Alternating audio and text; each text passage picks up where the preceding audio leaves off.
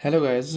मैं आर के और आज हम जैनिज़्म के बारे में पढ़ेंगे और इससे बहुत ज़्यादा इम्पोर्टेंट सवाल पूछ दिए जाते हैं। अब हमारे एग्ज़ामों में अगर एक दो भी क्वेश्चन आ जाते हैं इस तरह का तो बनना चाहिए भाई। ये ऐसा टॉपिक है कि आपको सवाल पूछ लिए ही जाते हैं। तो चलिए बात करते हैं। जैनिज़्म के फाउंडर मतलब संस्थापक किसने किया था? तो ऋषभ देव ने किया था। जो फाउंडर थे, हम वो ये नहीं बोलते हैं खोजकर्ता, ये सब नहीं बोलते हैं। जो गुरु होते हैं उनको तीर्थंकर बोला जाता है। तीर्थंकर का मतलब होता है जो दुख से भरे संसार है उन उस सागर को पार कराने वाला। मतलब लोगों को हमेशा प्रॉब्लम ही होती है, हमारी तुम्हारी सबकी प्रॉब्लम ही प्रॉब्लम है। ऐसा कोई दिन नहीं होता है जिस दिन प्रॉब्लम नहीं होता। एक प्रॉब्लम जाए दूसरा प्रॉब्लम आ जाता है कि नहीं? तो उस प्रॉब्लम को, उस समस्या से निकलने का जो उपाय है, उपाय तो नहीं लेकिन मन को शांत करने का विचार उपाय जो है ये तीर्थंकर ही करवाते थे, उससे दूर करने का। ठीक है ना? तो ऋषभ देव फाउंडर फर्स्ट थे, मतलब तीर्थंकर पहले थे। 23 मतलब 23वें पार्श्वनाथ थे। ये समेध शिखर पर इनको ज्ञान प्राप्त हुआ था। समेध शिखर कहाँ है? झारखंड में है। उसका नाम बदलकर पारसनाथ की चोटी कर दिया गया। इन्होंने चार चतुरायन धर्म दिया। इन्होंने बोला कि झूठ नहीं बोलना चाहिए, पैसे को कलेक्ट करके नहीं रखना चाहिए, दूसरा चोरी नहीं करना चाहिए, और चौथा हिंसा नहीं करना चाहिए। मतलब अहिंसा पर रहें, समझ रहे हैं ना? लड़ाई झगड़ा नहीं करना है।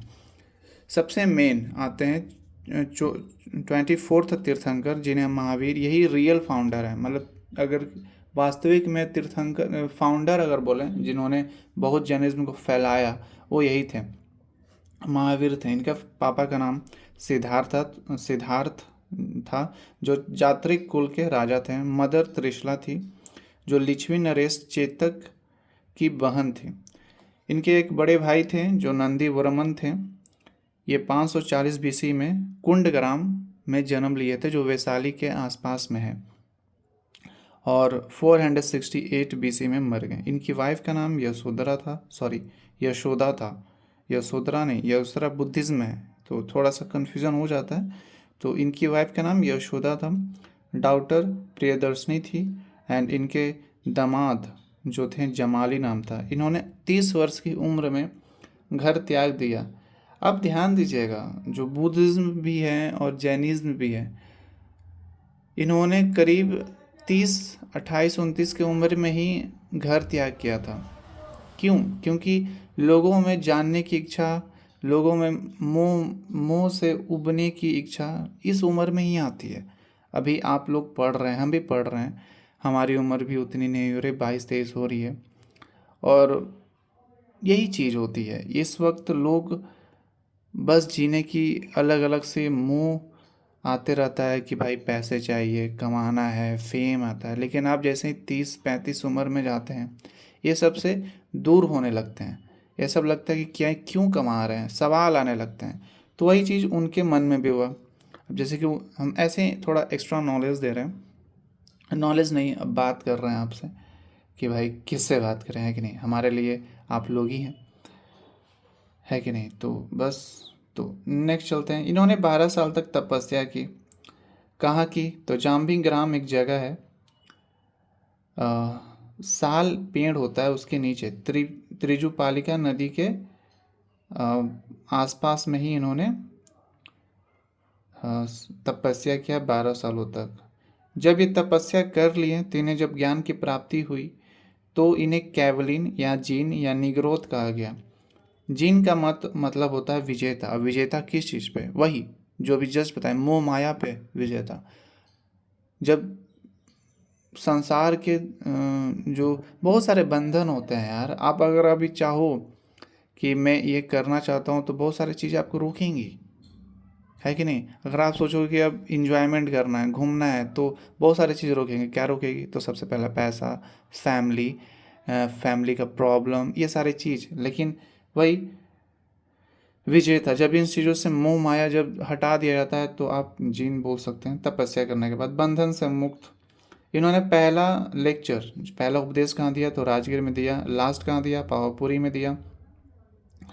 इन्होंने पंचायन धर्म दिया। इन जो पार्श्वनाथ ने चतुरायन धर्म दिया, झूठ नहीं बोलना चाहिए, धन संग्रह नहीं करना चाहिए, चोरी नहीं करना चाहिए, फाइट नहीं करना चाहिए, हिंसा नहीं करना चाहिए, उनमें बस इन्होंने ऐड किया कि ब्रह्मचर्य रहना है। ब्रह्मचर्य का मतलब है कि शादी नहीं करना है। ठीक है। इन्होंने त्रिरत्न दिए, सम्यक ज्ञान, सम्यक विश्वास, सम्यक आचरण। मतलब ज्ञान, राइट ज्ञान, मतलब नॉलेज आप लीजिए तो सही ज्ञान लीजिए, है कि नहीं? आप बहुत सारे हैं जो ज्ञान तो ले रहे हैं, पढ़ रहे हैं, बट सही ज्ञान क्या होता है ये पता ही नहीं है। विश्वास रखिए, आप जिस चीज़ पे भी काम कर रहे हैं उस चीज़ पे विश्वास रखिए। आचरण, करैक्टर अच्छा रखिए भाई, राइट करैक्टर। इन्होंने भगवान का कभी अस्तित्व नहीं माना, बोला कि भगवान नहीं होते हैं। स्टैचू जो हम आजकल मूर्ति पूजा करते हैं इस पे भी नहीं किया। कर्म कांड, मरने के बाद काम, जीने के बाद काम, शादी हुआ तो काम, इतने सारे काम होते हैं, संस्कार जिसे बोलते हैं, वो सब पे नहीं माना। रीबर्थ को माना, बोला कि हाँ पूर्ण जन्म होता है। और ये बोलें कि रीबर्थ क्यों होता है भाई? तो आत्मा की वजह से होता है। किसकी वजह से होता है? आत्मा। अहिंसा पर बल दिया। एग्रीकल्चर मतलब खेती और युद्ध को, एग्रीकल्चर में भी क्या होता है कि बहुत सारे इंसेक्ट मर जाते हैं, तो यहाँ तक इन्होंने बोल दिया कि भाई हम एग्रीकल्चर भी नहीं करेंगे, वार भी नहीं करेंगे। तो वार तो नहीं करना चाहिए, ये तो मैं भी सपोर्ट करता हूँ। अगर आप डीप में जाएंगे तो मैं डीप में नहीं जाना चाहता हूँ, लेकिन दो लोगों के लड़ाई के बीच में बहुत सारे सोल्जर्स मर जाते हैं, दो लोगों की विचारधारा। अब एक एग्जांपल देते हैं, ट्रम्प का विचारधारा अलग है कि नहीं? ईरान का विचारधारा अलग है, लेकिन इन दोनों में पीस कौन रहा है? वहाँ के पीपल, है कि नहीं? पीपल तो वहाँ के पीस ही रहे हैं, इसके अलावा और भी अलग अलग जगह के लोग जो हैं पीस रहे हैं। तो बस एक एग्जांपल दे रहे हैं। चलिए, इनका जो फिलॉसफी है ये चौदह पूर्वी एक किताब है, उसी में संग्रह किया हुआ है। इनका फिलॉसफी, इन्होंने जो भी भाषण दिए हैं, मतलब जो भी लेक्चर दिए हैं, जो भी ज्ञान दिया, ये सब प्राकृत लैंग्वेज में है, जो उस वक्त थोड़ा सा हार्ड था समझने में, लोगों को दिक्कत था, है कि नहीं? स्टूडेंट, इनके दो स्टूडेंट थे प्रिय, और भी स्टूडेंट थे, ऐसा थोड़ी नहीं कि दो स्टूडेंट थे, लेकिन और भी स्टूडेंट थे। इनके दो स्टूडेंट थे, का नाम है भागभद्र एंड स्थूलभद्र। स्थूलभद्र जो थे, ये मगध क्या हुआ ना, कि महावीर के जाने के बाद 12 सालों के लिए मगध पर अकाल आ गया। क्या आ गया? अकाल आ गया। तो स्थूलभद्र तो मगध में रह गए, वहीं पे अपना जीवन व्यापन किया। लेकिन जो भागभद्र थे वो चंद्रगुप्त मौर्य के साथ कर्नाटका चल गए। एक जगह है श्रवण बेलगोला, वहाँ चले गए और वहीं पे 12 सालों तक रहा। यहाँ पर चंद्रगुप्त मौर्य जो थे वो मर गए संलेखना विधि से। ठीक है। महावीर जो थे, इनका कहना था कि आत्मा जो है वो पूर्ण जन्म का एक मोटो है, मतलब उसी की वजह से वो बार बार हो रहा है। तो हम आत्मा को इतना कष्ट कर दें, इतना तड़पा दें, इतना मतलब परेशान कर देना कि वो बेचारा सेकंड टाइम आए ही नहीं। तो एक विधि, इस विधि को बोलते हैं संलेखना विधि। चंद्रगुप्त मौर्य ने भी यही किया। श्रवण बेलगोला में अपने आप को एकदम, ना खाना खाया ना कुछ किया, बस शांति से बैठ गए, और जिसकी उनकी जब तक बॉडी मर नहीं गई, सड़ नहीं गई, तब तक ऐसे ही रहे, मतलब अपने आप से प्राण त्याग देना। इसी को संलेखना विधि बोलते हैं। आगे चलते हैं। महावीर के जाने के बाद दो संगीतियाँ हुई। 300 BC में पाटलिपुत्र में, इसको अध्यक्षता किसने किया? तो स्थूलभद्र ने किया। इसी में भागभद्र ने 12 अंग किताब लिखे थे। ठीक है। 6th सेंचुरी में एक और संगीति हुई जो गुजरात में हुआ, और वो ये वल्लभी में हुआ। कहाँ हुआ? वल्लभी में। इसको अध्यक्षता किसने किया? तो देवादि श्रवण ने किया। यहाँ पे सेकंड वाला जो संगीति हुआ उसमें 12 उपंग किताब लिखा गया। बहुत सारे मंदिर हैं जो जैन धर्म को दर्शाते हैं, जैसे कि मथुरा में मंदिर है। मथुरा जो है उस वक्त सेंटर ऑफ जैनिज्म था, जब मौर्य डायनेस्टी था तो उस वक्त केंद्र था। वहीं पे लोग, जैसे कि अभी भी है, अभी भी बहुत हिंदू धर्म का केंद्र है ना। आप चल जाइए वाराणसी, केदारनाथ, और भी जगह है, ठीक है। गोमतेश्वर टेम्पल है, कर्नाटका में है। इसे किसने बनवाया था? तो चामुंडा रूलर ने बनाया था। गोमतेश्वर टेम्पल को बाहुबली मंदिर भी कहा जाता है। दूसरा आता है खजुराहो टेम्पल। इसे चंडेल रूलर ने बनाया था, जो एमपी में है, मध्य प्रदेश। दिलवारा टेम्पल राजस्थान में है, जो माउंट आबू पर स्थित है। इसे वस्तुपाल एंड तेजपाल ने बनाया था, लेकिन वस्तुपाल और तेजपाल जो थे विमल शाह के सामंत थे। अब आते हैं कुछ बातों पे जो हमें जानना जरूरी है। जो हम बोले थे कि मगध जो था 12 सालों के लिए अकाल में आ गया था, तो जिसकी वजह से भागभद्र और स्थूलभद्र अलग अलग हो गए। उनके विचारों पर थोड़ा सा, जब 12 साल के बाद जो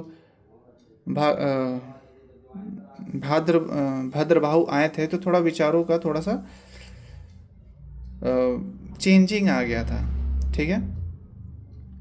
तो भागभद्र दो धर्म आ गए, मतलब महावीर जो थे, सॉरी, जैनिज्म को दो पार्ट में डिवाइड कर दिया गया। भाद्रबाहु ने दिगंबर का स्टार्ट किया और स्थूल बाहु ने श्वेतांबर का।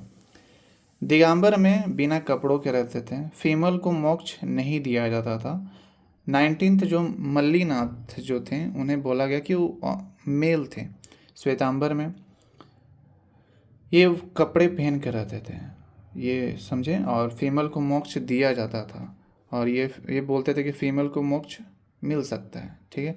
तो दो विचारधाराएं आप बोल सकते हैं कि अलग अलग हो गए।